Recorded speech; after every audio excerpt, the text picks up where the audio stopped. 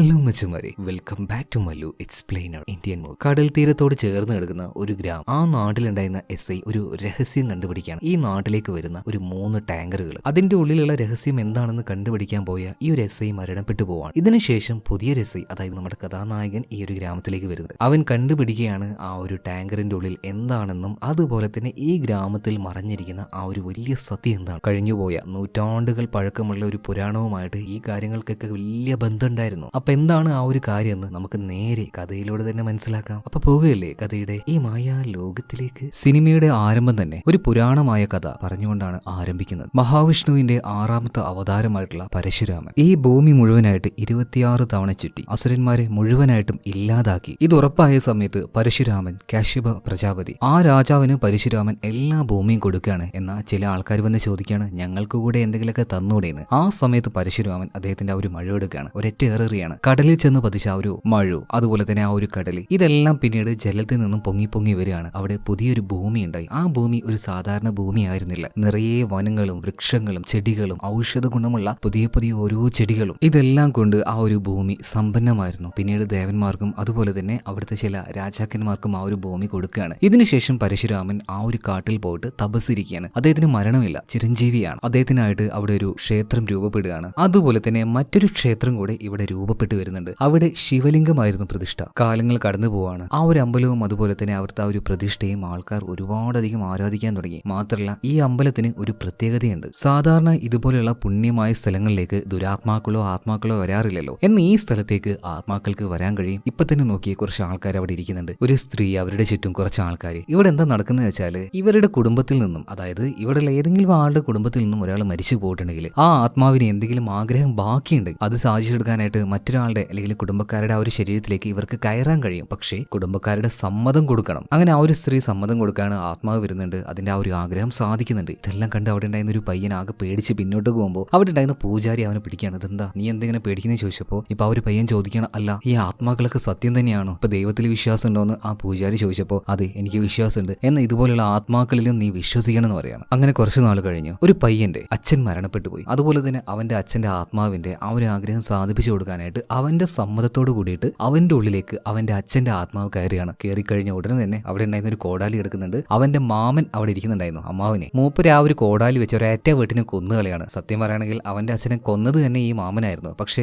ഈ കാര്യം ആർക്കും അറിയില്ലായിരുന്നു. ഇവിടെ വെച്ച് എല്ലാവർക്കും ആ ഒരു രഹസ്യം മനസ്സിലായി. എന്തായാലും ഇത് അമ്പലമാണെങ്കിലും പൂജയാണെങ്കിലും എന്തായാലും ഒരു മർഡർ നടന്നിരിക്കുകയാണ്. പോലീസുകാരും അധികാരികളൊക്കെ എത്തുമല്ലോ. കുറച്ച് വർഷങ്ങൾക്ക് മുന്നെയാണ്, നമ്മുടെ ഈ ഒരു കാലഘട്ടമല്ല. എന്തായാലും അധികാരി വന്ന് നോക്കുമ്പോൾ ഒരാൾ മറ്റൊരാളെ കൊന്നിരിക്കുകയാണ്. ഇപ്പോ ഇയാളുടെ ഉള്ളിലേക്ക് ആത്മാവ് കയറിയതാണ്, ഇവനെല്ലാം ഒരു കൊലപാതകം ചെയ്തേ എന്നൊക്കെ പൂജാരിമാരും അവിടെ ഉണ്ടായിരുന്ന ആൾക്കാരൊക്കെ പറഞ്ഞെങ്കിലും എന്താ പറയാ, ലോജിക്കലി ഈ അധികാരത്തിൽ ഇരിക്കുന്നവർക്കോ പോലീസുകാർക്കോ കോടതിക്കോ ഇത് വിശ്വസിക്കാനോ അക്സെപ്റ്റ് ചെയ്യാനോ കഴിയില്ല. എന്നാലും ആൾക്കാരൊക്കെ ഒരേ സ്വരത്തിൽ ഇങ്ങനെ പറയുമ്പോൾ അധികാരി ഒരു തീരുമാനം എടുക്കുകയാണ്. ഇനി മുതൽ ഈ ഒരു കർമ്മം ഇവിടെ വെച്ച് നടത്തണ്ട, മറ്റൊരാളുടെ ദേഹത്തേക്ക് ഒരാളുടെ ആത്മാവിനെ കയറ്റുന്ന പരിപാടി ഇവിടെ വേണ്ട. അതുകൊണ്ട് തന്നെ ആ ഒരു ക്ഷേത്രം അധികാരിയും പോലീസുകാരും വന്ന് സീൽ ചെയ്യാണ്. എന്നിരുന്നാലും ഒരുപാട് കാലം കഴിയുന്നുണ്ടെങ്കിലും ആ ഒരു ക്ഷേത്രത്തോടുള്ള ഇവരുടെ ആ ഒരു വിശ്വാസം കുറയുന്നൊന്നുമില്ല. ആ അന്നത്തെ രീതിയിലുള്ള കർമ്മങ്ങളും കാര്യങ്ങളൊന്നും ഇവിടെ നടക്കുന്നില്ല എന്ന് മാത്രം. അങ്ങനെ കുറച്ച് വർഷം കഴിഞ്ഞു. നമ്മുടെ ഈ ഒരു കാലഘട്ടത്തിൽ ഒരു പോലീസുകാരൻ ആ നാട്ടിൽ തന്നെ ഈ പെട്രോൾ പമ്പിന്റെ മുതലാളിമാരുണ്ടാവുമല്ലോ, ഇവരെ വിളിച്ചൊരു മീറ്റിംഗ് കൂടുകയാണ്. എല്ലാവരോടായിട്ട് ഒരു വാർണിംഗ് പോലെ പോലീസുകാരൻ പറയാണ്, നിങ്ങൾ എല്ലാവരും ഗവൺമെന്റ് പെർമിഷനോട് കൂടിയിട്ട് 2 ടാങ്കറുകൾ ഇങ്ങോട്ടേക്ക് കൊണ്ടുവരുന്നുണ്ട്. എന്നാൽ 3ാമത്തെ ആ ഒരു ടാങ്കർ അതിനുള്ള പെർമിഷനും ഇല്ല.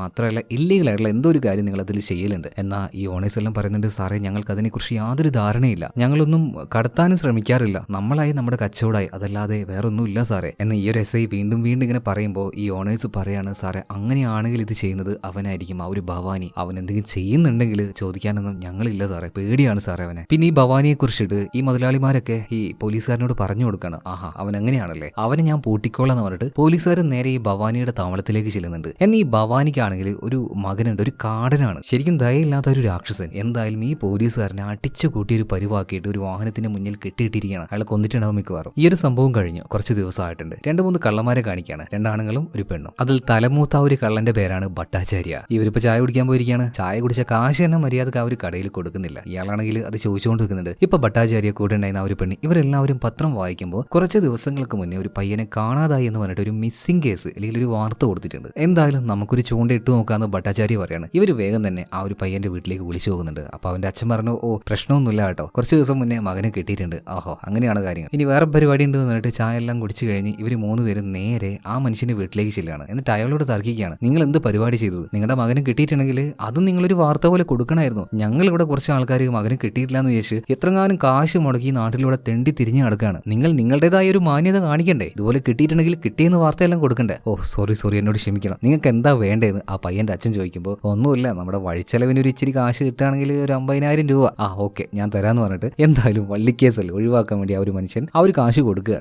പൊട്ടനും പോയ ചെട്ടനും പോയ പൈസയും കിട്ടി അയിലസാന്ന് പറഞ്ഞ അവസ്ഥയാണ്. ഒരു മെനക്കേടും ഇല്ലാതെ 50,000 രൂപയാണ് കയ്യിലേക്ക് വന്നിരിക്കുന്നത്. ഒരു തട്ടിപ്പ് കഴിഞ്ഞു എന്ന് വിചാരിച്ച് അടുത്തത് ചെയ്യാതിരിക്കേണ്ട ആവശ്യമില്ലല്ലോ ബിസിനസ്സിൽ. അതായത് അവന്മാരുടെ ബിസിനസ്സിൽ അത് കണ്ടിന്യൂസ് ആയിട്ട് ചെയ്യേണ്ടത്. അപ്പൊ എന്താണ് അടുത്ത പരിപാടി എന്നിങ്ങനെ നോക്കി നിൽക്കുന്ന സമയത്ത് ഒരു ആക്സിഡന്റ് സംഭവിക്കുകയാണ്. ഒരു ബസ്സാണ് മറിഞ്ഞത്. കുറച്ച് ആൾക്കാർ മരണപ്പെട്ടു പോവുകയും ചെയ്തു. എല്ലാവരുടെയും ആ ഒരു ഡെഡ് ബോഡി നേരെ ആശുപത്രിയിൽ കൊണ്ടുവന്നിട്ടുണ്ട്. ചില ആൾക്കാരുടെ ശരീരമൊന്നും തിരിച്ചറിയാത്ത കോലത്തിലാണ്. മാത്രമല്ല അങ്ങനെ മരണപ്പെട്ടു പോയവരുടെ കുടുംബത്തിന് ഒരു 10 ലക്ഷം രൂപ കൊടുക്കാന്ന് പറഞ്ഞിട്ട് ഗവൺമെന്റ് ഒരു ഓഫറുമായിട്ട് അങ്ങോട്ടേക്ക് വന്നിരിക്കുകയാണ്. ഈ അവസരം ഉപയോഗിക്കാമെന്ന് തന്നെ ഈ ഭട്ടാചാര്യ വിചാരിക്കുകയാണ്. ഇവർ 3 പേരും അങ്ങോട്ടേക്ക് ഓടി ചെല്ലുകയാണ്. ആരും ഇല്ലാത്തൊരു ബോഡീന്റെ അടുത്ത് നിന്നിട്ട് ഇവർ കിടന്ന് നിലവിളിക്കാൻ തുടങ്ങുകയാണ്, ഇത് എന്റെ ചേട്ടനാണ് എന്നൊക്കെ പറഞ്ഞിട്ട്. അവസാനം ഗവൺമെന്റ് പറഞ്ഞ ഒരു 10 ലക്ഷം രൂപ ഇവർക്ക് കിട്ടുകയാണ്. കാശ് കിട്ടിയ പാടിന് ഇവർ മുങ്ങാൻ നോക്കുമ്പോൾ അവിടെ ഉണ്ടായിരുന്ന ആ ഒരു ഹോസ്പിറ്റലിലെ സ്റ്റാഫ് പറയുന്നത്, അല്ല നിങ്ങളുടെ ചേട്ടന്റെ ബോഡി കൊണ്ടുപോകുന്നില്ലേ, അതെന്താ കൊണ്ടുപോകാൻ ചോദിക്കുമ്പോൾ അങ്ങനെ ഒരു പരിപാടി ഉണ്ടല്ലേ, എന്തായാലും 10 ലക്ഷം കിട്ടിയതല്ലേ, ആ ഒരു ബോഡി കൊണ്ടുപോയിട്ട് എവിടെയെങ്കിലും കത്തിക്കാന്ന് പറഞ്ഞിട്ട് ആ ബോഡിയുമായിട്ട് ഇവർ അവിടുന്ന് പോവാണ്. രാത്രിയായപ്പോൾ ആളൊഴിഞ്ഞ ഭാഗത്തിട്ട് ആ ഒരു ബോഡി കത്തിച്ച് കളയുന്നുണ്ട് കേട്ടോ. 3 പേര് നന്നായിട്ട് വീശുന്നുണ്ട്. അടിച്ചടിച്ച് കൂടെ ഉണ്ടായിരുന്ന 2 ഒരു ലക്കും ലഗാനും ഇല്ലാതെ ബോധം കെട്ട് കിടക്കുകയാണ്. ഭട്ടാചാര്യക്ക് മാത്രം കുറച്ച് ബോധമുണ്ട്. ഇവനിങ്ങനെ ഓരോ കഥയും പറഞ്ഞ് ബാക്കിയുള്ളത് ഇങ്ങനെ അടിച്ച് തീർക്കാൻ ഇങ്ങനെ നിൽക്കുമ്പോൾ പെട്ടെന്നൊരു ശബ്ദം കേൾക്കുകയാണ്. എന്താണെന്ന് അറിയില്ല, എന്താണെന്ന് കാണിക്കുന്നില്ല. ഈ ഭട്ടാചാര്യയുടെ കണ്ണുകൾ കിടന്ന് തിളങ്ങാൻ തുടങ്ങുകയാണ്. അമ്പരപ്പോ ഭയോ എന്താണെന്ന് തിരിയുന്നില്ല അവന്റെ ആ ഒരു കണ്ണുകളിൽ. വല്ലാത്തൊരു ആശ്ചര്യം നമുക്ക് കാണാനുണ്ട്. ഓക്കെ, ഈ ഒരു കാര്യം നിങ്ങൾ ഓർത്തു വെച്ചോ. ഇനി നമുക്ക് 1 മാസം പിന്നിലേക്ക് പോകാം. അതായത് ഭവാനിയെ പിടിക്കാനായിട്ട് ഒരു പോലീസുകാരൻ അയാളുടെ വീട്ടിലേക്ക് പോയില്ലേ. എന്നാൽ ഭവാനിയുടെ മകൻ ആ ഒരു കാടനാണെങ്കിൽ ഈ പോലീസുകാരനെ അടിച്ചൊരു പരുവാക്കി ഒരു സ്ഥലത്ത് കെട്ടിയിട്ടിരിക്കുകയാണ് ഒരു വാഹനത്തിന് മുന്നിൽ. അവസാനം ആ ഒരു പാവം പോലീസുകാരൻ മരണപ്പെടുന്നുണ്ട്. ഈ പോലീസുകാരന്റെ ഭാര്യ മീര ആ ഒരു ക്ഷേത്രത്തിലേക്ക് വന്നിട്ട് പ്രാർത്ഥിക്കുകയാണ്, ദൈവങ്ങളെ ഇവിടെ നീതിയില്ലേ, ന്യായവും ഇല്ലേ, ഇതിനൊക്കെ ചോദിക്കാനായിട്ട് ആരും ഇല്ല എന്നൊക്കെ ചോദിക്കുമ്പോൾ അവിടെ ഉണ്ടായിരുന്ന അഘോരികൾ അങ്ങോട്ടേക്ക് വന്നിട്ട് മീരയോട് പറയാണ്, നീ പേടിക്കണ്ട, എല്ലാം ചോദിക്കാനും പറയാനായിട്ട് ഒരുത്തൻ ഇങ്ങോട്ടേക്ക് വരുന്നുണ്ട് എന്ന് പറയാണ്. അടുത്ത സീനിൽ കാണിക്കുന്നത് നമ്മുടെ കഥാനായകനായിട്ടുള്ള ഭീമയാണ്. അവന്റെ ആ ഒരു എൻട്രി തന്നെ കുറച്ച് കാലന്റെ പ്രതിരൂപം എന്ന് പറഞ്ഞതുപോലെ ഒരു കാളയുടെ ഒരു പോത്തിന്റെ പുറത്ത് കയറിയിട്ടാണ്. പോത്തല്ല, കാള കേട്ടോ. നേരെ ആ ഒരു കാളയുടെ പുറത്ത് കയറിയിട്ട് അവൻ വരുന്നത് എങ്ങോട്ടേക്കാന്നല്ലേ, ഈ ഭവാനിയുടെ വീട്ടിലേക്ക്. അവിടെ ഇഷ്ടമാതിരി ആൾക്കാരുണ്ടായിരുന്നു. ഓരോന്നിനെയും എടുത്തിട്ട് അടിച്ചുകൊണ്ടിരിക്കുകയാണ്. ഒരെണ്ണത്തിന് പോലും നമ്മുടെ ഭീമയെ തൊടാൻ പറ്റുന്നില്ല. അവസാനം ഈ ഒരു ഭവാനിയുടെ അടുത്തേക്ക് വരുന്നുണ്ട്. ഇയാൾക്കാണെങ്കിൽ വലിയ കുടുംബാട്ടോ, 4-5 ഭാര്യയും അതുപോലെ തന്നെ കുറെ വെപ്പാട്ടികളുണ്ട്. ഇയാൾ അവിടെ വന്നിരിക്കുന്നുണ്ട്. ഇയാളുടെ അടുത്തേക്ക് സമാധാനമായിട്ട് ഭീമ പോയിരുന്നിട്ട് പറയാണ്, പൊന്നു മോനെ ഭവാനി, 1 മാസം ഞാൻ സമയം തരും, അതിന്റെ ഉള്ളിൽ എല്ലാം നിർത്തി ഇവിടം വിട്ട് പൊക്കോണെന്ന് പറയാണ്. അങ്ങനെ ഒരു ശക്തമായ വാണിംഗ് കൊടുത്തിട്ടാണ് നമ്മുടെ ഭീമ ഇവിടുന്ന് പോകുന്നത്. മാത്രമല്ല ഇയാളുടെ ഒരുവിധം സാധനങ്ങളും അല്ലെങ്കിൽ മെയിൻ ആയിട്ടുള്ള ഇല്ലീഗൽ ആയിട്ടുള്ള കച്ചവടങ്ങളൊക്കെ ഉണ്ടല്ലോ, ഇതെല്ലാം ഒറ്റയടിക്ക് തന്നെ ഭീമ അടച്ചു പൊടിക്കുന്നുണ്ട്. വന്ന പാട് തന്നെ പ്രധാന ജോലികളെല്ലാം ചെയ്തതിനു ശേഷമാണ് നമ്മുടെ ഭീമ സ്റ്റേഷനിലേക്ക് പോകുന്നത് തന്നെ. ഇവിടെ സീൻ കട്ടായി. അടുത്ത സീനിൽ ആരാണെന്ന് അറിയില്ല, ഇരുട്ട് മൂടിയ ഒരു പ്രദേശമാണ്. അവിടെ വെച്ച് ഒരു വല്ലാത്ത പൂജ ചെയ്തുകൊണ്ടിരിക്കുകയാണ്. ഒരു പ്രത്യേകതരം വലയം. ആ വലയത്തിന്റെ ഉള്ളിൽ ആരോ ഒരാൾ ഇരുന്നുകൊണ്ട് ഒരു നരബലിയോ അതുപോലെ തന്നെ അതുമായി ബന്ധപ്പെട്ട എന്തൊക്കെയോ പൂജകൾ ചെയ്യണം. ഒരിക്കലും ഈ ഒരു മാന്ത്രിക വൃത്തത്തിന്റെ ഉള്ളിൽ ഇരിക്കുന്ന ഈ ആളെ ഒരു ദുരാത്മാവോ അല്ലെങ്കിൽ ഒരു സാധാരണ ആത്മാവോ വന്ന് ആക്രമിക്കാൻ പറ്റില്ല. അതൊരു രക്ഷയാണ്. ആ രക്ഷാകവചം ആരോ ഒരാൾ ഉണ്ടാക്കുന്നുണ്ട്. ബട്ട് അത് ആരാണെന്ന് ഇപ്പൊ കാണിക്കുന്നില്ല. അതുപോലെ തന്നെ നമ്മുടെ പോലീസുകാരനായിട്ടുള്ള ഭീമ, ഒരുവിധ നാട്ടുകാർക്കൊക്കെ അവനിപ്പോ ഇഷ്ടപ്പെടാൻ തുടങ്ങി. കാരണം എന്താ വെച്ചാൽ നാട്ടിലത്തെ അത്യാവശ്യം ചെറിയ ചെറിയ കേസുകളൊക്കെ ഈ ഭീമയായിട്ട് നിന്നുകൊണ്ട് തന്നെ തീർത്തു കൊടുക്കും. ഇതെല്ലാം കഴിഞ്ഞിട്ടാണ് നമ്മുടെ കഥാനായികയായിട്ടുള്ള വിദ്യയുടെ എൻട്രി. അവൾ ഈ നാട്ടിലേക്ക് വന്നത് അതിനൊരു കാരണമുണ്ട്. അവൾ റിസർച്ചിന് വേണ്ടിയിട്ട് വന്നതാണ്. ഈ നാട്ടില് ഒരു നാട്ടുവൈദ്യരുണ്ട്. അദ്ദേഹത്തിന് ഒരുപാട് വൃക്ഷങ്ങളെ കുറിച്ചും അതുപോലെ തന്നെ ഔഷധ ചെടികളെ കുറിച്ചും നല്ല ധാരണയുണ്ട്. സോ അവളുടെ ആ ഒരു റിസർച്ചിന് വേണ്ടിയിട്ടാണ് ഇങ്ങോട്ടേക്ക് വന്നിരിക്കുന്നത്. എന്തായാലും വൈദ്യരുടെ അടുത്തേക്ക് ഇങ്ങനെ വന്നു പോകുന്നതിന്റെ അടുത്ത് അവൾക്ക് വല്ലാത്തൊരു ശല്യം. ഒരുത്തൻ പ്രണയ അഭ്യർത്ഥനയുമായിട്ട് അവളുടെ പിന്നാലെ കൂടിയിരിക്കുകയാണ്. കയ്യിൽ ആസിഡ് വരെയുണ്ട്. സമ്മതിച്ചില്ലെങ്കിൽ ഒഴിക്കുന്നതെന്നൊക്കെ പറഞ്ഞിട്ട്. അതുകൊണ്ട് തന്നെ കംപ്ലൈന്റ് കൊടുക്കാനായിട്ട് നേരെ വിദ്യ വരുന്നത് നമ്മുടെ ഭീമ ഇരിക്കുന്ന ഒരു സ്റ്റേഷൻ ഉണ്ടല്ലോ, അങ്ങോട്ടേക്ക് തന്നെയാണ്. ആദ്യം വന്നപാട് തന്നെ ഒരു 500 എടുത്ത് കൊടുക്കണം, കാര്യം കഴിഞ്ഞാൽ 5000 തരാമെന്ന് പറയണം. അവളുടെ വിചാരം എല്ലാ പോലീസുകാരും കൈക്കൂലിക്കാരാണ്, കൈക്കൂലി കൊടുത്താൽ മാത്രമേ അവർ ജോലി ചെയ്യുള്ളൂ. എന്തായാലും ഭീം അവളൊന്ന് കളിപ്പിക്കാന്ന് കരുതി അവളുടെ കൂടെ നേരെ ആ ഒരു കോളേജിലേക്ക് പോകാൻ നിൽക്കണം. അങ്ങനെ കോളേജിലേക്ക് എത്തി അവിടെ അവളുടെ ഡ്രോപ്പ് ചെയ്തു. മാത്രമല്ല ഈ വിദ്യ പറഞ്ഞ ഒരു പയ്യനെ കുറിച്ച് നമ്മുടെ ഭീമ ഒന്ന് അന്വേഷിക്കുന്നുണ്ട്. എന്തായാലും ആ ഒരു ഗ്രാമത്തിലേക്ക് തന്നെ തിരിച്ചു വരുമ്പോൾ അവിടെ ഉണ്ടായിരുന്ന ഒരു അഘോരി സന്യാസി അവന്റെ തലയിൽ തൊട്ടുകൊണ്ട് അവനെ ആശീർവദിക്കുകയാണ്. ഇതെന്തിനാണെന്ന് ഭീമിക്ക് മനസ്സിലാവുന്നില്ല. അങ്ങനെ അന്നേ ദിവസം രാത്രിയായി. പണ്ട് ആ ഒരു SI പറഞ്ഞതുപോലെ തന്നെ ഈ ഗ്രാമത്തിലേക്ക് ഒരു 3 ടാങ്കറുകൾ വരുന്നുണ്ട്. അതിൽ 2 മാത്രമേ പെർമിഷനുള്ളൂ, ഗവൺമെന്റ് അലോ ചെയ്യുന്നുള്ളൂ. എന്നാൽ ഈ 3ാമത്തെ ടാങ്കർ ഇത് വരുന്നത് ഒരു രീതിയിലും ആരും അറിയാതെയാണ്, ഇല്ലീഗലാണ്. അതിനർത്ഥം എന്താണ്, അതിന്റെ ഉള്ളിൽ കാര്യമായിട്ടുള്ള എന്തോന്നുണ്ട്. അങ്ങനെ പിറ്റേ ദിവസമായി നമ്മുടെ ഭീമയുണ്ടല്ലോ, വിദ്യ പറഞ്ഞ ആ ഒരു പയ്യനെ സ്റ്റേഷനിലേക്ക് വിളിക്കാണ്. 2 വിട കൊടുത്തപ്പോൾ തന്നെ തന്നെ ആള് കിടന്ന് മൂങ്ങുകയാണ്. മാത്രമല്ല അവന്റെ കയ്യിൽ ആസിഡ് എന്ന് പറയുന്ന ആ ഒരു സാധനം പച്ച സോഡയായിരുന്നു. എന്തായാലും പിന്നെ 2 പെട കിട്ടിയപ്പോൾ തന്നെ അവന്റെ വഴിക്ക് പോയിക്കോളാന്ന് പറഞ്ഞിട്ടുണ്ട്. എന്തായാലും വിദ്യയും ബേബിയുമായിട്ട് ഇടക്കിടക്ക് ഇപ്പൊ കാണാറുണ്ട്. അവസാനം അവര് ലവിലും ആവുകയാണ്. ഇത് മറ്റേ ചെങ്ങായി കാണുന്നുണ്ട്, പാവം ആകെ സങ്കടപ്പെട്ടിരിക്കുകയാണ് കേട്ടോ. എന്തായാലും ഇങ്ങനെ കുറച്ച് റൊമാൻറ്റിക് ആയിട്ടുള്ള കാര്യങ്ങളൊക്കെ കാണിച്ചുകൊണ്ട് പിന്നീട് ഈ നാട്ടിലെ വൈദ്യരെ കാണിക്കുകയാണ്. നേരത്തെ പറഞ്ഞല്ലോ നമ്മുടെ വിദ്യ അവളുടെ ആ ഒരു റിസർച്ചിന് വരുന്നത്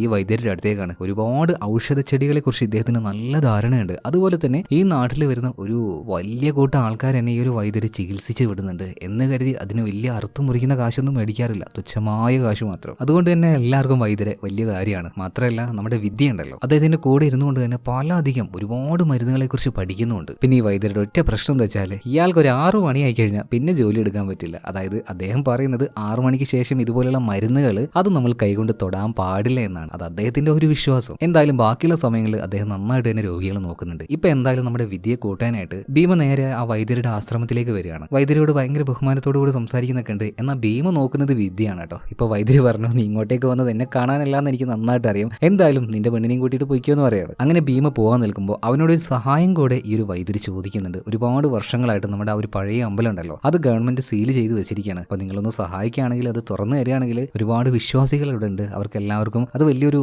ആശ്വാസമായേനെ. എല്ലാവരും അവരുടെ ആ ഒരു വിഷമങ്ങളൊക്കെ പറയാൻ വേണ്ടി പോകുന്ന ഒരു പ്രതീക്ഷയല്ലേ. നിങ്ങളൊന്നും മുൻകൈ എടുത്തുകൊണ്ട് അതൊന്ന് നോക്കിയാക്കി തരികയാണെങ്കിൽ വലിയ ഉപകാരമായിരിക്കും. ഇപ്പോൾ ഈ ഭീമയോട് വൈദ്യര് പറയണം. ഭീമ പറയണം, ഞാൻ നോക്കിക്കോളാം, പറ്റുന്ന രീതിയിൽ ഹെൽപ്പ് ചെയ്യാന്ന്. അങ്ങനെ വീണ്ടും അന്നേ ദിവസം രാത്രി ആയിട്ടുണ്ട്. ഇപ്പൊ അവർ ചെക്ക് പോസ്റ്റ് കാണിക്കുകയാണ്. അങ്ങോട്ടേക്ക് ഈ ഭവാനിയുടെ ആൾക്കാർ വിളിക്കുന്നുണ്ട്. അതായത് ഇല്ലീഗൽ ആയിട്ടുള്ള ആ ഒരു ടാങ്കർ ഇങ്ങോട്ടേക്ക് വരാൻ നിൽക്കുകയാണ്, കുഴപ്പമൊന്നുമില്ലാന്ന് അയാൾ വന്നോ എന്നുള്ള സിഗ്നൽ കൊടുക്കുന്നുണ്ട്. സോ അതുകൊണ്ട് തന്നെ ഈ 3ാമത്തെ ടാങ്കർ കാട്ടിൽ നിന്നും ആ ഒരു ബാക്കിയുള്ള 2 ടാങ്കറിന്റെ പിന്നാലെ ജോയിൻ ചെയ്യുന്നുണ്ട് കേട്ടോ. ചെക്ക് പോസ്റ്റിലേക്ക് ഇതിപ്പോ നിലവിൽ എത്തിയിട്ടില്ല. ഈ സമയത്താണ് നമ്മുടെ ഭീമ ഒരു കോൺസ്റ്റബിളുമായിട്ട് അങ്ങോട്ടേക്ക് എത്തുന്നത്. എന്തായാലും ഈ ഒരു ചെക്ക് പോസ്റ്റിലിരിക്കുന്ന ആ ഒരു പോലീസുകാരൻ ഭീമയെ കണ്ട് ആകെ വിറക്കുന്നുണ്ട് കേട്ടോ. മാത്രമല്ല ഭവാനിയുടെ ആൾക്കാർ ഇവനെ, അതായത് ഈ ചെക്ക് പോസ്റ്റിലിരിക്കുന്ന പോലീസുകാരനെ വിളിച്ചുകൊണ്ടിരിക്കുന്നുണ്ട്. എന്തുകൊണ്ട് ആ ഒരു പോലീസുകാരൻ ഫോൺ എടുക്കുന്നില്ല ഇതറിയാനായിട്ട് ഭവാനിയുടെ ആൾക്കാർ അവിടെ ചുറ്റും ഉണ്ടാവുമല്ലോ. അവർ നോക്കുമ്പോൾ ഇതുപോലൊരു പോലീസുകാരനെ കാണുന്നുണ്ട്, അപായ സിഗ്നൽ കൊടുക്കുന്നുണ്ട്. അതുകൊണ്ട് തന്നെ 2 ടാങ്കർ മാത്രം പോകുന്നുണ്ട്, 3ാമത്തെ ടാങ്കർ വന്നില്ല. നമ്മുടെ ഭീമയും ആ ഒരു 3ാമത്തെ ടാങ്കറിനെ പ്രതീക്ഷിച്ചാണ് ഇവിടെ നിന്നത്. എന്തായാലും അതിനെ കാണാൻ പറ്റിയില്ല. എന്തായാലും പിന്നെ എടുത്തോളെന്ന് പറഞ്ഞിട്ട് ഭീമയുണ്ടല്ലോ നേരെ ആ ഒരു കോൺസ്റ്റബിളുമായിട്ട് തിരിച്ച് ഗ്രാമത്തിലേക്ക് തന്നെ പോവാണ്. പോകുന്ന വഴിയിൽ ആ ഒരു അമ്പലം നമ്മുടെ ഭീമ കാണുന്നുണ്ട്. അതായത് ഒരുപാട് വർഷങ്ങൾക്ക് മുന്നേ സീൽ ചെയ്ത ആ ഒരു അമ്പലം ഉണ്ടല്ലോ അത് തന്നെ. എന്തായാലും പിന്നീട് സ്റ്റേഷനിലേക്ക് പോകാൻ നിൽക്കുമ്പോൾ ഭീമയ്ക്ക് ഒരു കോള് വരികയാണ്. അതായത്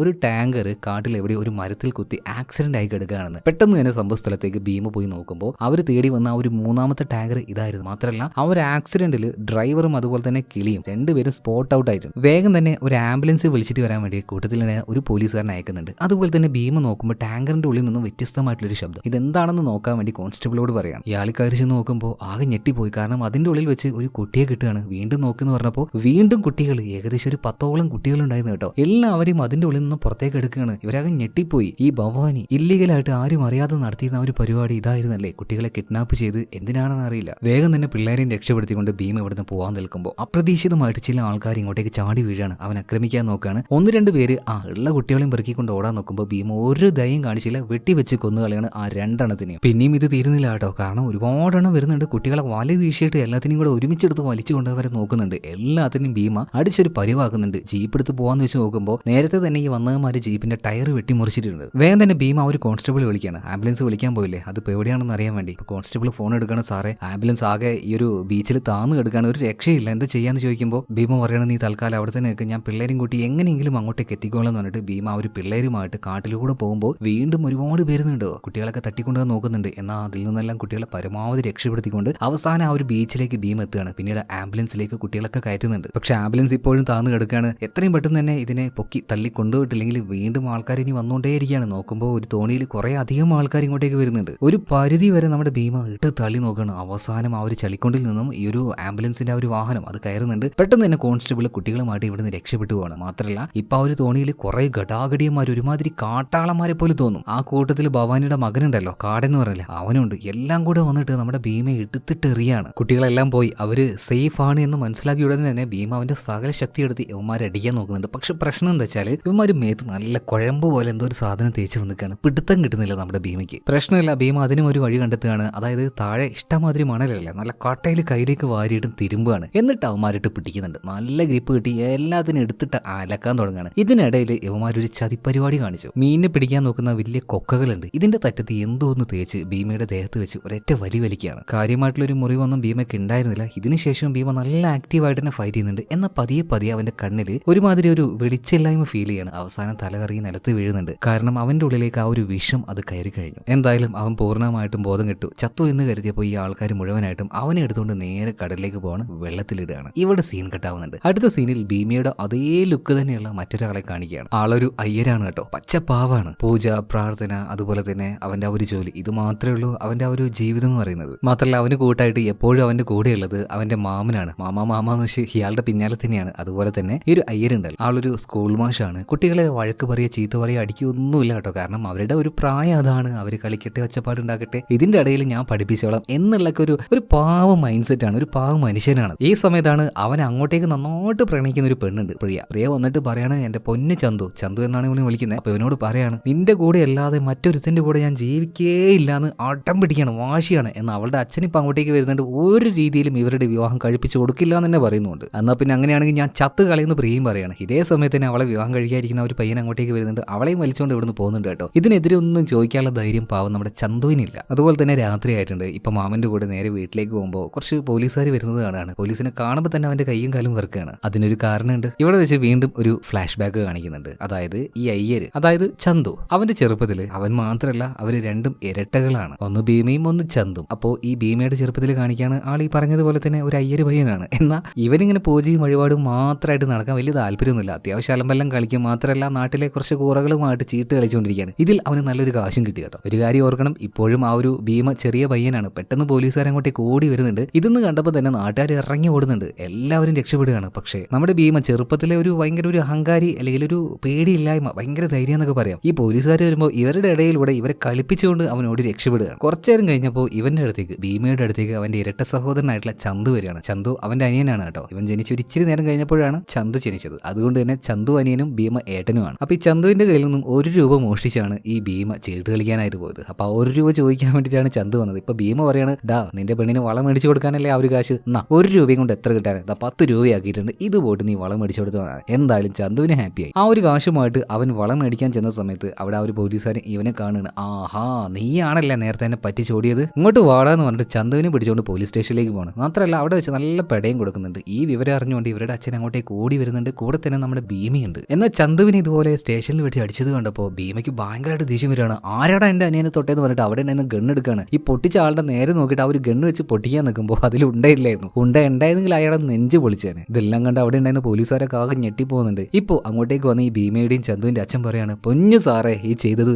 ഇവനല്ല, എന്റെ ഇളയ മോൻ ചന്തു അല്ല, ഇത് ചെയ്തത് ഭീമയാണ്. അവനാണ് ചീട്ട് കളിച്ചതും പോലീസുകാരെ കളിപ്പിച്ചതും. വെറുതെ എന്റെ ഇളയ മോനെ നിങ്ങൾ ഉപദ്രവിക്കരുത്, അവന് വിട്ടുതരണം. അതുപോലെ തന്നെ ഈ മൂത്ത സന്താനത്തെ നിങ്ങൾ എന്താച്ച കാട്ടിക്കോ, ജയിലിൽ കൊണ്ടുപോയിടുക, അടിച്ചു കൊല്ലുക, എന്താച്ച ചെയ്ത്, എനിക്ക് വേണ്ടതിന് ഇതിനെ ശല്യം സഹിക്കാൻ കഴിയുന്നില്ല. അതായത് ഇവര് പൂജയും അതുപോലെ തന്നെ പ്രാർത്ഥനയും മാത്രമായിട്ട് നടക്കുന്നതല്ലേ. ഇപ്പൊ ആ ഒരു പോലീസുകാരും പറയാണ്, പൊന്നു മനുഷ്യ, ഒരു കാര്യം ചെയ്യാം, ഒന്നും ചെയ്യണ്ട, ഈ മോനെ ഞാൻ വളർത്തിക്കോളാം. എന്തായാലും നിങ്ങളുടെ ആ ഒരു കാര്യങ്ങളോടൊന്നും ഇവന് താല്പര്യമില്ല, ഇവന് താല്പര്യം വേറെ ചില കാര്യങ്ങളിലാണ്. അതുകൊണ്ട് തന്നെ ആ വഴിക്ക് തന്നെ ഞാൻ ഇവനെ കൊണ്ടുപോയിക്കോളാം എന്ന് പറയാണ്. അങ്ങനെ ആ ഒരു പോലീസുകാരനാണ് ഭീമയെ വളർത്തിയത്. പിന്നീട് ആ ഒരു പോലീസുകാരനെ പോലെ തന്നെ ഭീമയും ഒരു പോലീസുകാരനായിട്ട് മാറി. അതായത് ഈ ചെറുപ്പം മുതലേ ഇതുമാതിരിയുള്ള അഗ്രസീവ് ആയിട്ടുള്ള ഒരു ആക്ടിവിറ്റികൾ കാണിക്കുന്നവരെ ഇതുപോലെ എന്തെങ്കിലും രീതിയിൽ തിരിച്ചു വിടാൻ പറ്റുകയാണെങ്കിൽ, നിയമത്തിന്റെ ഒരു എന്താ പറയുക, ഒരു കുരുക്കൊക്കെ ഉണ്ടെങ്കിൽ വന്മാരുടെ ആ ഒരു കഴപ്പ് പുറത്തേക്ക് വരില്ല. എന്തായാലും നമ്മുടെ ഭീമ ഒരു പോലീസ് യൂണിഫോമിൽ ആയതുകൊണ്ട് തന്നെ അവന്റെ കഴപ്പ് തീർക്കാൻ പോയത് റൗഡികളുടെ അടുത്തേക്കായിരുന്നു. എന്തായാലും അതോടെയാണ് നമ്മുടെ ഭീമ അവസാനം ഈ കടലിലായതും. അതായത് കടലിൽ അവനെ എറിഞ്ഞതിന് ശേഷമല്ല നമ്മൾ ഈ ഒരു ഫ്ലാഷ് ബാക്കിലേക്ക് പോയത്. എന്തായാലും മീൻ പിടിക്കാൻ വന്ന ചില മുക്കുവർക്ക് അവരുടെ വലയിൽ ഈ ഭീമ കൊടുങ്ങാണ്. മാത്രമല്ല ഉപ്പുവെള്ളം ആയതുകൊണ്ട് തന്നെ അവന്റെ ശരീരത്തിൽ കയറിയ ആ ഒരു വിഷം മുഴുവൻ ആ ഒരു വെള്ളം വലിച്ചെടുത്തിട്ടുണ്ടായിരുന്നു. സോ ഇപ്പൊ അവന്റെ ശരീരത്തിൽ വിഷമില്ലായിരുന്നു കേട്ടോ. അതുകൊണ്ട് തന്നെ ആ ഒരു മുക്കുവന്മാരോട് ഇവൻ നന്ദി പറയുന്നുണ്ട്. മാത്രമല്ല ഇവരുടെ കൂട്ടത്തിൽ ഒരു പയ്യനുണ്ടായിരുന്നു. നമ്മുടെ ഭീമ അവിടെ ഇങ്ങനെ ഇരിക്കുമ്പോൾ ആ ഒരു പയ്യൻ അതിലൂടെ പോകുന്നുണ്ട്. അവൻ ചോദിക്കുന്നുണ്ട്, അണ്ണാ ചായ കുടിച്ചു വന്ന്. അപ്പോൾ ഭീമ അവന് വിളിച്ചിട്ട് ചോദിക്കുകയാണ്, നീ എന്താ എന്നെ വിളിച്ചത് അണ്ണാന്ന്? ഒന്നുകൂടെ വിളിക്കുന്ന പറയുമ്പോൾ അണ്ണാന്ന് വിളിക്കുകയാണ്. വീണ്ടും വീണ്ടും വിളിക്കടാന്ന് പറയുമ്പോൾ നമ്മുടെ ഭീമയ്ക്ക് അത് കേൾക്കുമ്പോൾ ഭയങ്കരമായിട്ട് സന്തോഷമാണ്. കാരണം അവന്റെ അനിയൻ ചന്തു അണ്ണ എന്ന് വിളിക്കുന്നത് അവന്റെ മനസ്സിന് ഭയങ്കര സന്തോഷമുള്ള കാര്യമാണ്. അപ്പൊ ചെറുപ്പത്തിൽ ഈ പ്രശ്നമൊക്കെ കഴിഞ്ഞിട്ട് ചന്തുവിന്റെ അടുത്തേക്ക് വന്നിട്ട്, എടാ എന്നെ ഒന്നണ്ണാന്ന് വിളിക്കടാ, അത് പറഞ്ഞിട്ട് നീ എൻ്റെ അടുത്ത് കൂട്ടുകൂടടാ എന്നൊക്കെ പറയുമ്പോൾ ചന്തു പറയണ, നിന്റെ കൂടെ ഞാൻ ഒരു കൂട്ടിനുമില്ല, നിന്നെ ഇനി അണ്ണാന്ന് വിളിക്കൂല എന്ന് പറഞ്ഞിട്ട് അവൻ ചെറുപ്പം തന്നെ ഈ ഒരു കാര്യത്തിന് ഭയങ്കര ഉടക്കാണ്. എന്നാൽ ഭീമയ്ക്കാണെങ്കിലോ അവൻ അണ്ണാന്ന് വിളിക്കുന്നത് ഭയങ്കര ഇഷ്ടമാണ്. അതുപോലെ തന്നെ ഈ 2 പിള്ളേരും ടീനേജ് ആയ സമയത്ത് നമ്മുടെ ചന്തുവിനോട് ആ ഒരു പ്രിയോട് ഭയങ്കര ഇഷ്ടമാണ്. എന്നാൽ അങ്ങോട്ട് പോയിട്ട് വലിയ ബലം കാണിച്ചുകൊണ്ട് അവളെ കൂട്ടിക്കൊണ്ടുവരാനുള്ള ആ ഒരു ധൈര്യം അവനില്ല. സോ അവരുടെ ആ ഒരു ടീനേജ് പ്രായത്തിൽ ഒളിച്ചും പാത്തൊക്കെ അവളോട് സംസാരിക്കാറുണ്ട്. ഈ സമയത്താണ് പ്രിയയുടെ അച്ഛൻ അങ്ങോട്ടേക്ക് വരുന്നത്, ചന്തുവിനിട്ട് 2 കൊടുത്തിട്ട് മോളെയും കൂട്ടി പോകുന്നത്. ഈ വിവരം ആരും അറിഞ്ഞു? ഭീമ അറിയണോ? ഒന്നും നോക്കിയാൽ ഒരു തടിക്കഷ്ണം എടുത്തുകൊണ്ട് നേരെ ചെല്ലുകയാണ്. ഇയാളെ തിരിച്ചിട്ട് തലക്കിട്ട് ഒരു അറ്റാടി കൊടുക്കുകയാണ്, എന്റെ അനിയനെ തുടർന്നോടാ നട്ട്. ഇതാകെ പ്രശ്നമായി. ഈ പ്രിയയുടെ അച്ഛൻ അങ്ങോട്ടേക്ക് വരുന്നുണ്ട്. എന്നിട്ട് ആകെ പ്രശ്നമാക്കുകയാണ്. ഇതുപോലൊരു റൗഡിയുടെ അനിയന് ഞാൻ എന്റെ പെണ്ണിനെ കെട്ടിച്ചു കൊടുക്കില്ല. സോ അവരുടെ ആ ഒരു റിലേഷൻ എങ്ങനെയെങ്കിലൊക്കെ പറഞ്ഞിട്ടുണ്ടെങ്കിൽ ഓക്കെ ആവായിരുന്നു. ഭീം ഇടപെട്ട് ഇത് നന്നായിട്ട് അങ്ങ് കൊളാക്കി കൊടുത്തിട്ടുണ്ട്. അതുകൊണ്ട് തന്നെ ഭീമിയോട് ആ ഒരു ടീനേജ് പ്രായത്തിൽ ചന്തുവിന് നന്നായിട്ട് ദേഷ്യം വന്നിട്ടുണ്ടായിരുന്നു. അവനോട് പറയാണ്, ഇനി എന്റെ മുന്നിൽ നീ മേലാൽ വന്നിട്ടുണ്ടെങ്കിൽ ഉറപ്പായിട്ട് ഞാൻ ചത്തുകളയും, ഉറപ്പായിട്ട് ഞാൻ ചത്തുകളോ, അതുകൊണ്ട് ഉപദ്രവിക്കാതെ ദയവ് ചെയ്തിട്ട് ഒന്ന് പോയി തരണം എന്ന് പറയണേ. ഇപ്പൊ ഭീമ അവനോട് അവസാനമായിട്ടൊന്ന് ചോദിക്കുകയാണ്, ചന്തു നിന്റെ ഇഷ്ടം പോലെ ഞാൻ ഇവിടുന്ന് പോവാം, പക്ഷേ എന്റെ മുഖത്ത് നോക്കിയിട്ട് ഒരു വട്ടം എന്നെ ചേട്ടാന്നൊന്ന് വിളിക്കണം. പറ്റില്ല എന്ന് തന്നെ ഈ ചന്തു ഈ ഭീമയോട് നോക്കിയിട്ട് പറയാണ്. സോ അതുകൊണ്ടാണ് ഭീമയ്ക്ക് ആ ഒരു പയ്യൻ അങ്ങനെ അണ്ണാ അണ്ണാന്ന് വിളിച്ചപ്പോൾ അല്ലെങ്കിൽ ചേട്ടാ ചേട്ടാന്ന് വിളിച്ചപ്പോൾ ഭയങ്കരമായിട്ട് ഫീൽ ആയത്. അത് കേൾക്കുമ്പോൾ അവന് ഭയങ്കരമായിട്ട് സന്തോഷം തോന്നിയത്. മാത്രമല്ല നമ്മുടെ ഭീമ രക്ഷപ്പെടുത്തിയ ആ ഒരു കുട്ടികളുണ്ടല്ലോ, ഒരു 10ഓളം കുട്ടികൾ ആ ഒരു ടാങ്കറിൽ ഉണ്ടായിരുന്നില്ലേ, ഇവരെല്ലാം വളരെ സുരക്ഷിതമായിട്ട് ഇപ്പോൾ ഉള്ളത് എവിടെയാണെന്നല്ലേ, നമ്മുടെ വൈദ്യരുണ്ടല്ലോ അദ്ദേഹത്തിന്റെ ആ ഒരു വീട്ടിൽ. അതുകൊണ്ട് തന്നെ അദ്ദേഹം നന്നായിട്ട് ട്രീറ്റ്മെന്റും കാര്യങ്ങളും കൊടുത്തിട്ട് അവശയായി കിടക്കുന്ന ഈ കുട്ടികളെ നല്ല ഉഷാറുള്ള കുട്ടികളാക്കി മാറ്റിയിരിക്കുകയാണ്. ഇപ്പൊ ഭീമയും അതുപോലെ തന്നെ വിദ്യ അങ്ങോട്ടേക്ക് വന്നപ്പോൾ വൈദ്യര് പറയാണ് കുറച്ചുകൂടെ ഇവരുടെ ആരോഗ്യം മെച്ചപ്പെടാണ്ട് ഇതിനുശേഷം ഗവൺമെന്റിലേക്ക് തന്നെ നമുക്ക് ഈ കുട്ടികളെ കൊടുക്കാന്ന് പറയണം. ഓക്കെ എന്ന് പറയാണ്. ഇതിനുശേഷം ഭീമ നേരെ എങ്ങോട്ടേക്കായിരിക്കും പോവുക? ആ ഒരു ഭവാനിയുടെ വീട്ടിലേക്ക് തന്നെ. അയാൾക്ക് 1 മാസത്തെ വാണിംഗ് കൊടുത്താണ്. ആ സമയത്തും ഇയാള് കന്നന്തിരിവ് കാണിച്ചു. ഇമാതിരി പണി ഭീമിയോട് വരെ ചെയ്തു. പിന്നെ അവൻ നോക്കി നിൽക്കും, അടിച്ച് പൂഷാണാക്കി വിടുകയാണ് എല്ലാത്തിനെയും. ഒരുത്തിനെയും വിട്ടില്ല. ഭവാനിക്കടക്കം കിട്ടുകയാണ്. അവന്റെ എല്ലാം ഒരുവിധം എല്ലാം അടിച്ച് പൊളിച്ച് കളയുന്നുണ്ട്. ഇവിടെ സീൻ കേട്ട ഈ അടുത്ത സീനിൽ നമ്മുടെ ഈ ഭീമയുടെ നാട്ടിൽ അവന്റെ അനിയനെ കാണിക്കാൻ, ചന്തുവിനെ. ഇപ്പൊ ചന്തുവിന്റെ അടുത്തേക്ക് പ്രിയ വന്നിട്ടുണ്ട്. പൊന്നു ചന്തു, എന്നെ നീ ഇപ്പൊ കൊണ്ടുപോയിട്ടില്ലെങ്കിൽ എന്റെ അച്ഛൻ എന്നെ വിവാഹം കഴിച്ചു കൊടുക്കും. നാളെയാണ് താലികെട്ട്. ഞാനൊരു കാര്യം ഉറപ്പിച്ച് പറയാണ്, നാളെ എന്റെ ശവത്തിൽ അവർ താലി കെട്ടുള്ളൂ. ഞാനൊരു കാര്യം ചെയ്യട്ടെ, എനിക്കായിട്ട് എടുത്തു വെച്ച സ്വർണ്ണം കാര്യങ്ങളൊക്കെ എടുത്തിട്ട് ഇങ്ങോട്ടേക്ക് വരട്ടെ, നീ എന്നെ കൊണ്ടുപോവാ എന്നൊക്കെ ഈ ഭീമയോട്, സോറി ഭീമയല്ല ചന്തുവിനോട് സംസാരിക്കുമ്പോൾ ഇത് അവിടെ ഇരിക്കുന്ന ഒരാൾ കേൾക്കാണ്. നമ്മൾ കഥയുടെ തുടക്കത്തിൽ കണ്ട ആ ഒരു കഥാപാത്രം തന്നെ, ഭട്ടാചാര്യ കള്ളൻ. ഇവനത് കേട്ടു. സോ എങ്ങനെയെങ്കിലും ഈ പെണ്ണ് കൊണ്ടുവരുന്ന ഒരു സ്വർണം തട്ടിയെടുക്കണം. അതുകൊണ്ട് തന്നെ ഒരു അയ്യരുടെ വേഷം ധരിച്ചുകൊണ്ട് നേരെ ഇവരുടെ അടുത്തേക്ക് എത്തുകയാണ്. എന്നിട്ട് ഈ ചന്തുവിന്റെ ചേട്ടനായിട്ടുള്ള ഭീമയുടെ കൂടെ പഠിച്ചതാണെന്നും അവന്റെ ഉറ്റ ചങ്ങാതിയാണെന്നും നിങ്ങൾക്ക് എവിടെയാ പോകേണ്ടതെന്ന് വെച്ചാൽ ഞാൻ അങ്ങോട്ടേക്ക് കൊണ്ടുവന്നു, എല്ലാവിധ സപ്പോർട്ടും ഞാൻ തരാമെന്നും ഈ ഒരു ചങ്ങായി, അതായത് ഭട്ടാചാര്യ പറയാണ്. ഇത് ഇവർ വിശ്വസിക്കുകയാണ്. ഇതേ സമയത്താണ് ഈ പ്രിയയുടെ അച്ഛൻ അങ്ങോട്ടേക്ക് വരുന്നത്. അവളെ വലിച്ചെടുത്ത് കൊണ്ടുപോകണം കേട്ടോ. ഇത് നോക്കി നിൽക്കാൻ മാത്രമേ നമ്മുടെ ചന്തുവിന് കഴിഞ്ഞുള്ളൂ. അവന് ധൈര്യമില്ല. രാത്രിയായപ്പോൾ പ്രിയ വിളിക്കുകയാണ്. അവൻ നാളെ രാവിലെ എന്റെ കഴുത്തിൽ താലി കെട്ടുകയാണെങ്കിൽ അത് ഞാനായിരിക്കില്ല, എന്റെ ശവമായിരിക്കും. മര്യാദയ്ക്ക് ഇന്ന് തന്നെ രാത്രി വന്ന് കൂട്ടിക്കൊണ്ടുവയ്ക്കുമെന്ന് ചന്തുവിനോട് പറയണം. ചന്തുവിനാണെങ്കിൽ പെണ്ണിനെയും വേണം, ധൈര്യമില്ല. അപ്പൊ ഭട്ടാചാര്യ നല്ല ധൈര്യം കൊടുക്കുകയാണ്. നീ ധൈര്യമായിട്ട് കൂട്ടിക്കൊണ്ടുവന്നോ, ടൗണിൽ എനിക്കൊരു വീടുണ്ട്, നമുക്ക് അങ്ങോട്ടേക്ക് പോകാന്നൊക്കെ. സോ അതിന്റെ ആ ഒരു ധൈര്യത്തിന് പുറത്ത് ഇപ്പൊ ചന്തു എന്നാ പിന്നെ പോവാന്ന് പറയാണ്. അങ്ങനെ രാത്രി ഇവർ 3 പേരും, ഭട്ടാചാര്യ, ചന്തു, അതുപോലെ തന്നെ ആ ഒരു മാമൻ, 3 പേരും പോയിട്ട് നമ്മുടെ പ്രിയ ചാടിക്കുകയാണ്. എന്നിട്ട് ഇവർ നേരെ കാറുമായിട്ട് പോകാൻ നിൽക്കുകയാണ്. അപ്പൊ മാമനില്ല, ഇവരെ ടൗണിലേക്ക് കൊണ്ടുപോകുന്നത് ഭട്ടാചാര്യാണ് കേട്ടോ. സോ ഭട്ടാചാര്യയുടെ ഉള്ളിൽ ലഡ് പൊട്ടാണ്. എങ്ങനെയെങ്കിലും ഇനി ഇവരെ കബളിപ്പിച്ച് ഇവളുടെ കയ്യിലുള്ള ഒരു സ്വർണം അടിച്ചു മാറ്റണം. എന്നാൽ ഈ പോകുന്ന വഴിക്ക് ആരോ ചില ആൾക്കാർ, അതായത് ഭവാനിയുടെ ആൾക്കാർ നമ്മുടെ ചന്തുവിനെ കാണുകയാണ്. എന്തിനാണെന്ന് അറിയില്ല, ഭവാനിയുടെ ആൾക്കാർ വല്ലാതെ ഭയന്നു പോകുന്നുണ്ട് ചന്തുവിനെ ഇങ്ങനെ നേരിട്ട് കണ്ടപ്പോൾ. യഥാർത്ഥത്തിൽ അത് ചന്തു അല്ലല്ലോ. വേഗം തന്നെ ഈ ഒരു വിവരം ഭവാനിയുടെ ആള് അവനെ വിളിച്ചു പറയുന്നുണ്ട്. അതുപോലെ തന്നെ ഈ ഒരു വിവരം ഭവാനിയുടെ ആ ഒരു കാടമോനുണ്ടല്ലോ അവനും അറിയാം. ഇവർ ടൗണിലേക്ക് പോയിട്ടുണ്ട്. ആ ഒരു വാർത്തയും ഇവരെന്താക്കി ഈ ഭവാനി അറിയിക്കുന്നുണ്ട്. അതുപോലെ തന്നെ ഈ ഭട്ടാചാര്യ ഈ ചന്തുവിനെയും പ്രിയയും കൂടിയിട്ട് അവൻ പറഞ്ഞതുപോലെ തന്നെ ഒരു വീട്ടിലാക്കിയിട്ടുണ്ട്. എന്നാൽ ഇങ്ങനെ ആ ഒരു വീട്ടിലാക്കിയിട്ട് ഭട്ടാചാര്യ ഇവിടുന്ന് പോയപ്പോൾ ചന്തുവിനൊരു സംശയം. ഇതുപോലെ എല്ലാ ഹെൽപ്പും ചെയ്യുന്നുണ്ട്, ആളെ കണ്ട ഒരു കള്ള ലക്ഷണമുണ്ട്, ഇയാള് സത്യത്തിൽ ഭീമയുടെ കൂട്ടുകാരൻ തന്നെ ആയിരിക്കുമോ? മാത്രമല്ല എന്തോ മാല മേടിക്കാന്ന് പറഞ്ഞിട്ട് ഒരു ഇച്ചിരി കാശുമായിട്ട് അവൻ പോയിട്ടുമുണ്ട്. അപ്പൊ വല്ലാത്തൊരു സംശയം തോന്നുന്നുണ്ട് കേട്ടോ. ഇതേ സമയത്ത് തന്നെയാണ് ഈ ഭട്ടാചാര്യയുടെ ഫോൺ അവിടെ ഉണ്ടായിരുന്നത്. അതവൻ മറന്നു വെച്ചതായിരുന്നു. അതിലേക്ക് ഒരു കോള് വരുന്നുണ്ട്. ഇപ്പോൾ അത് അറ്റൻഡ് ചെയ്യണം. ഒന്നും സംസാരിക്കാതെ ചന്തു നിൽക്കുമ്പോൾ ഇപ്പൊ ഭട്ടാചാര്യയോട് പറയണം, ഡാ നീ പുതിയ കേസ് ഏറ്റെടുത്തല്ലേ, ഞാൻ എന്തായാലും മുങ്ങാണ്. കാരണം ആ ഒരു കേസിൽ പോലീസുകാർ എന്റെ പിന്നാലെ ഉണ്ട്. അധികം വൈകാതെ ആ ഒരു പോലീസുകാർ നിന്റെ അടുത്തേക്ക് എത്തും. അതുകൊണ്ട് എത്രയും പെട്ടെന്ന് തന്നെ ഭട്ടാചാര്യ നീ മുങ്ങിക്കോ എന്ന് ഫോണിൽ വിളിച്ച ആള് പറയണം. ഇതോടെ ചന്തുവിന് മനസ്സിലായി ഇവരുടെ കൂടെ കൂടിയിരിക്കുന്നത് ഒരു തട്ടിപ്പുകാരനാണ്, അല്ലെങ്കിൽ ഒരു കള്ളനാണ്. ചന്തുവിന് ഭയങ്കരമായിട്ട് ദേഷ്യം വരികയാണ്. പ്രിയോടും കാര്യങ്ങളൊക്കെ പറഞ്ഞു. ഈ സമയത്താണ് ഭട്ടാചാര്യ ഇങ്ങോട്ടേക്ക് വരുന്നത്. അവനോട് ചൂടാവുന്നുണ്ട്. അതുപോലെ തന്നെ ഇനി നിന്റെ ഒരു സഹായവും വേണ്ട, ഞങ്ങളുടെ പാട്ടിനും പോവാന്ന് പറയുമ്പോൾ ഇപ്പൊ ഈ ഒരു ഭട്ടാചാര്യ അവരോട് അവിടെ നിൽക്കാൻ വേണ്ടി പറയണം. എന്നിട്ടൊരു കാര്യം അവരോട് പറയുന്നുണ്ട്, നീ ഇപ്പൊ നിൽക്കുന്നത് എന്റെ വീട്ടിലല്ല, നിന്റെ ചേട്ടൻ ഭീമി ഉണ്ടല്ലോ അവന്റെ വീട്ടിലാണ്. ഇത് കേട്ടപ്പോ ചന്തു ആകെ ഞെട്ടിപ്പോണ്. എന്ത്, അപ്പൊ എന്റെ ചേട്ടനോ, അവനെന്താ സംഭവിച്ചത്? ഈ സമയത്താണ് ഭട്ടാചാര്യ ഭീമയ്ക്ക് എന്താണ് സംഭവിച്ചത് എന്ന് ഇവിടെ വെച്ച് മറ്റൊരു കഥ പറഞ്ഞു കൊടുക്കുന്നത്. കുറച്ച് മാസങ്ങൾക്ക് മുന്നേ ഈ ഭവാനി ഉണ്ടല്ലോ, ഭവാനിയുടെ മകനായിട്ടുള്ള ആ ഒരു കാടൻ, അയാളുടെ പേരല്ല കാടൻ നമ്മൾ വിളിക്കുന്നതെന്നേ ഉള്ളൂ കേട്ടോ. അപ്പൊ ഇയാൾ കുറെ നാളായിട്ട് കടലിൽ തന്നെയാണ്. ഈ കടലിൽ ഇങ്ങനെ നിന്നുകൊണ്ട് കുറച്ച് സായിപ്പന്മാരെ വെള്ളക്കാരെ ഇങ്ങോട്ടേക്ക് ബലമായിട്ട് കൊണ്ടുവരുന്നുണ്ട്. എന്തിനാണെന്ന് അറിയില്ല. ഇതേ സമയത്ത് തന്നെയാണ് ഇവർ വീട്ടിലേക്ക് എത്തിയ സമയത്താണ് ഈ പോലീസുകാരിൽ തന്നെയുള്ള ഇവരുടെ ചാരൻ ഇവർക്കൊരു കാര്യം ഒറ്റി കൊടുക്കുന്നത്. അതായത് ഇവിടുത്തെ ആദ്യത്തെ SI ഉണ്ടല്ലോ, അയാളുടെ ഭാര്യയായിട്ടുള്ള മീര ഇവർക്കെതിരെ ഒരു കംപ്ലൈന്റിന് വേണ്ടി സ്റ്റേഷനിൽ പോയിട്ടുണ്ട്. സോ ഈ ഒരു കാര്യത്തിൽ ഭയങ്കരമായിട്ട് ദേഷ്യം വന്ന ഈ ഒരു കാടനുണ്ടല്ലോ ഈ മീരയെ പിടിച്ചുകൊണ്ടുവന്നിട്ട് ജയിലിന്റെ മുന്നിലിട്ട് ആക്രമിക്കുകയാണ്. ധൈര്യമുള്ള ഒരുത്തനാണെങ്കിലും വന്ന് അടിക്കട അല്ലെങ്കിൽ തടയടാന്ന് പറഞ്ഞിട്ട് ഇവിടെ വെച്ച് പ്രാന്തളകിയ നമ്മുടെ ഭീമയുണ്ടല്ലോ, ഇവനെയും ഇവന്റെ കൂട്ടത്തിലുണ്ടായിരുന്ന എല്ലാവരും നെരിയോട്ടിട്ട് പൊട്ടിച്ച് ഈ കാടനെ ബീച്ചിലേക്ക് വലിച്ചെടുത്ത് കൊണ്ടുവന്നു. എന്നിട്ട് അവിടെ ചിരിച്ചു വെച്ചൊരു തോണി ഉണ്ടായിരുന്നു. ഇതിന്റെ ഉള്ളിലേക്ക് അവനെ കയറ്റിയിട്ട് ഇതങ്ങോട്ട് കമത്തി വെക്കുകയാണ്. ഇതിന്റെ ഇടയിൽ നമ്മുടെ ഭീമയുടെ ഷർട്ട് ഒന്ന് കയറുന്നുണ്ട്. അപ്പൊ കൂടെ തന്നെ ഉണ്ടായിരുന്ന ഉണ്ടായിരുന്ന വിദ്യ അവന്റെ അടുത്ത് പറയണേ ഈ ഷർട്ട് ഇടണ്ട, കീറിയിട്ടുണ്ടെങ്കിൽ അത് അപശകുനാണെന്ന്. എന്ന് ഇതിലൊന്നും ഭീമയ്ക്ക് ഒട്ടും വിശ്വാസമില്ല. അവൻ പറയണ അതൊക്കെ പോട്ടേന്ന്. എന്ന് ഇതൊന്നും നോക്കാതെ വിദ്യ അവനൊരു ഷർട്ട് എടുത്തു കൊടുക്കുകയാണ്. ആ ഒരു ഷർട്ട് ഇട്ടുകൊണ്ട് രണ്ടുപേരും അവിടെ നിന്ന് സംസാരിച്ചു കൊണ്ടിരിക്കുമ്പോൾ യാദൃശികമായിട്ട് ഇവരൊരു കാര്യം കാണുകയാണ്. ഒരു കൊട്ടയില് എന്തൊക്കെയോ ചില സാധനങ്ങളുമായിട്ട് പോകുന്ന ഒരു സ്ട്രേഞ്ച് ആയിട്ടുള്ള ഒരാള് ഈ രാത്രിയിൽ ഈ കോലത്തിൽ കണ്ടതുകൊണ്ട് തന്നെ ഭീമ ഇയാളെ വിളിക്കാണ്. എന്താ കാര്യം, എങ്ങോട്ടേക്കാ പോകുന്നത് എന്നൊക്കെ ചോദിക്കുന്നുണ്ട്. ഈ സമയത്ത് ആള് പറയണം ഞാൻ വൈദ്യരുടെ ആളാണ്, അദ്ദേഹം ഈ സമയത്ത് ഒരു മരുന്ന് കൊണ്ടുവരാൻ വേണ്ടി പറഞ്ഞു, അത് പറിക്കാൻ വേണ്ടി പോയതാണ്. ഇപ്പൊ നോക്കുമ്പോൾ അതിന്റെ ഉള്ളിൽ ഒരു ചെടിയായിരുന്നു, കൂടുതലായിട്ട് വേറെ ഒന്നും ഉണ്ടായിരുന്നില്ല. എന്നാ പൊയ്ക്കോന്ന് പറഞ്ഞിട്ട് ഭീമ ഇപ്പൊ അയാളെ വിടുകയാണ്. എന്ന് പോയി കഴിഞ്ഞപ്പോൾ വിദ്യക്ക് ഒരു സംശയം, ഒരിക്കലും വൈദ്യര് ഒരു 6 മണി 7 മണി കഴിഞ്ഞാൽ ഇതുപോലുള്ള മരുന്നൊന്നും കൈകൊണ്ട് തൊടാറേ ഇല്ല. അദ്ദേഹത്തിന്റെ ആ ഒരു ധ്യാനവും മറ്റുമായിട്ട് അങ്ങ് കഴിച്ചു കൂട്ടലാണ്. അങ്ങനെയാണെങ്കിൽ ഇയാൾ നുണ പറഞ്ഞായിരിക്കും. ഇപ്പൊ ഭീമയോട് പറഞ്ഞെങ്കിലും അതൊക്കെ നിന്റെ തോന്നലാന്ന് പറഞ്ഞിട്ട് ഭീമയുടെ വഴിക്ക് പോകണം. എന്നാൽ വിദ്യ ഇയാളെ വെറുതെ വിടാൻ ഉദ്ദേശിച്ചില്ല. ഇയാൾ ആരാണ്, ഇയാൾ എന്തിനാണ് നുണ പറഞ്ഞത് ഇതൊക്കെ അറിയാൻ വേണ്ടി ഇയാളെ ഫോളോ ചെയ്ത് ആ ഒരു തീരത്തുണ്ടായിരുന്ന ആ ഒരു കാട്ടിലേക്ക് അങ്ങനെ പോകുന്നുണ്ട്. അതിന്റെ ഉള്ളിൽ തന്നെയാണ് ഇവിടെ മൂടപ്പെട്ട ആ ഒരു അമ്പലം ഉള്ളത് കേട്ടോ. അപ്പൊ ഇയാൾ ആ അമ്പലത്തിന്റെ മുൻവശത്തൂടെ പോകാതെ പിൻഭാഗത്തൂടെ പോവാണ്. അവിടെ ഒരു രഹസ്യവാതിലുണ്ടായിരുന്നു. ഇവിടെ ഇത്രയും നാളായിട്ടുണ്ടായിരുന്ന വിദ്യക്ക് പോലും അത് അറിയില്ലായിരുന്നു കേട്ടോ. എന്തായാലും അതിന്റെ ഉള്ളിലേക്ക് ഇയാൾ അറിയാതെ രഹസ്യമായിട്ട് ചെന്ന വിദ്യ ചില കാര്യങ്ങൾ കാണുകയാണ്, ഞെട്ടിപ്പോവാണ്. അതിന്റെ ഉള്ളിൽ വെച്ച് കാര്യമായിട്ട് എന്തൊക്കെയോ ചില പരീക്ഷണങ്ങൾ നടത്തുന്നുണ്ട് കുറച്ച് സയന്റിസ്റ്റുകൾ. നേരത്തെ ആ ഒരു ഭവാനിയുടെ മകൻ കാടനുണ്ടല്ലോ, അവൻ കൂട്ടിക്കൊണ്ടുവന്ന ആ ഒരു സായിപ്പന്മാരി തന്നെയാണ് എന്തൊക്കെയോ ചില പരീക്ഷണങ്ങൾ നടത്തുകയാണ്. എന്തോ ഒരു വിഷം എടുത്ത് ഇവർ കൊണ്ടുവന്ന ആ ഒരു കുട്ടിയുടെ ദേഹത്തേക്ക് ആ ഒരു വിഷം കുത്തി വെക്കുന്നുണ്ട്. അധികം വൈകാതെ ആ ഒരു കുഞ്ഞ് മരണപ്പെടുന്നുണ്ട്. എന്നാൽ നിങ്ങൾ പേടിക്കേണ്ട, എന്റെ കയ്യിൽ മറ്റൊരു സംഭവം ഉണ്ട്, ഒരു അത്ഭുതം മരുന്നാണെന്ന് പറഞ്ഞുകൊണ്ട് അങ്ങോട്ടേക്ക് ഒരാൾ വരുന്നുണ്ട്. മറ്റാരുമല്ല, കുറെ പേർക്കൊക്കെ മനസ്സിലായിട്ടുണ്ടാവും, വൈദ്യര് വന്നിട്ട് ഈ സ്ഥലത്തുണ്ടായിരുന്ന ഒരു പ്രത്യേകതര ഔഷധം അതെടുത്തുകൊണ്ട് ഒരു മരുന്ന് ഈ സായിപ്പന്മാരെ കാണിക്കുകയാണ്. എന്നിട്ട് പറയാണ്, ഈ മരുന്ന് കണ്ടോ, മരിച്ചു പോയി കിടങ്ങുന്ന